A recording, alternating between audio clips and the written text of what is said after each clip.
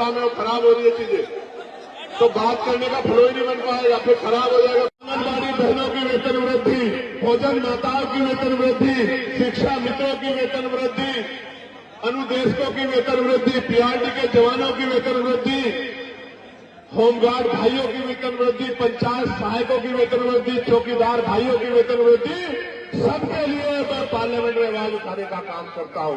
और पुलिस के जो भाई हैं इनको 8 घंटे की ड्यूटी मिले, सप्ताह में 1 दिन छुट्टी मिले, बॉर्डर स्कीम खत्म हो, वेतन विसंख्या दूर हो, बीएड के भाइयों को जो बीएड करे भाई हैं उनको अध्यापक की नौकरी मिले, बीटीसी के भाइयों बहनों को नौकरी मिले, इसके लिए मैं पार्लियामेंट में लगातार आवाज उठाता हूं।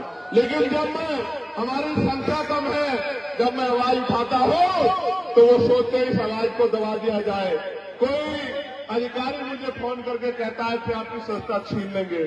मैं उनसे यही कहता हूं हाथ जोड़ के कि वोट का अधिकार बाबा साहब ने दिया था और वोट देके इन लोगों ने पार्लियामेंट में भेजा है। वोट देके कामयाब बनाना या कमजोर करना वो इनके हाथ में है, इनको फैसला करना है कि ये क्या चाहते हैं। आप ये बताओ, आजाद समाज पार्टी को मजबूत होना चाहिए नहीं होना चाहिए, बताओ। आजाद समाज पार्टी की ताकत बननी चाहिए नहीं बननी चाहिए। देखो आज किस तरह के दिन आ गए हैं कि मध्य प्रदेश में संविधान निर्माता बाबा साहब अम्बेडकर का पुतला जलाया जा रहा है। क्या ये तकलीफ दे है या नहीं, ये बताओ। क्या हमारे सीने में आग लगनी चाहिए नहीं लगनी चाहिए? मैंने सरकार को चैलेंज किया है कि अगर 72 घंटे में उन पर अपराधियों पर कार्रवाई नहीं हुई तो मैं पैदल ही ग्वालियर के लिए निकलूंगा और किसी कीमत पे पीछे हटने वाला नहीं हूं, क्योंकि हम अपने महापुरुषों का अपमान किसी भी कीमत पर नहीं सहेंगे। प्यारे साथियों, लड़ाई गंभीर है, समय कम है, काम ज्यादा है, नौजवानों की तरफ देश देख रहा है। एक वो लड़ाई थी जो आजादी का संघर्ष था, जो शहीद आजम सरदार भगत सिंह जी ने, पंडित चंद्रशेखर आजाद जी ने, सुखदेव जी ने, तमाम हमारे क्रांतिकारियों ने लड़ने का काम किया। और एक और तीसरी आजादी का संघर्ष, अधिकारों का संघर्ष अब भीम आर्मी आजाद समाज पार्टी के नेतृत्व में शुरू होने वाला है। मैं चाहता हूं कि ये आंदोलन कामयाब हो और 75 साल की ये जो बेबसी लाचारी संविधान के बावजूद भी है ये खत्म हो, लेकिन ये तब तक खत्म नहीं होगी जब तक आप लोग मन पक्का नहीं करोगे। बताओ मेहनत करोगे नहीं करोगे?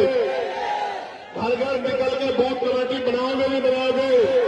मेरी बात को घर घर तक पहुंचाओगे नहीं पहुंचाओगे? अपने संगठन को मजबूत करोगे नहीं करोगे? अपने झंडे डंडे को घर तक पहुंचाओगे नहीं पहुंचाओगे? भाईचारा बनाए बगैर हम लोग कामयाब नहीं हो सकते, इस बात को आप समझो। अगर भाईचारा नहीं बनेगा बहुजन समाज में तो लड़ाई आगे नहीं बढ़ेगी। भाईचारा बनाओगे नहीं बनाओगे, बताओ। मेरी बात पे गौर करो मेरे नौजवान साथियों। हमारी माए हमारा पेट पालने के लिए तमाम तरह जिंदाबाद जिंदाबाद बहुत बहुत धन्यवाद। जय भीम, जोहार, इंकलाब जिंदाबाद। हरदोई में मशहूर सीतापुर मंडल में मशहूर लेडी जोन के नाम से अमर रहे अमर रहे जिंदाबाद जिंदाबाद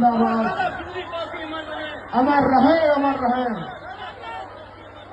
काम ज्यादा है, नौजवानों की तरफ देश देख रहा है।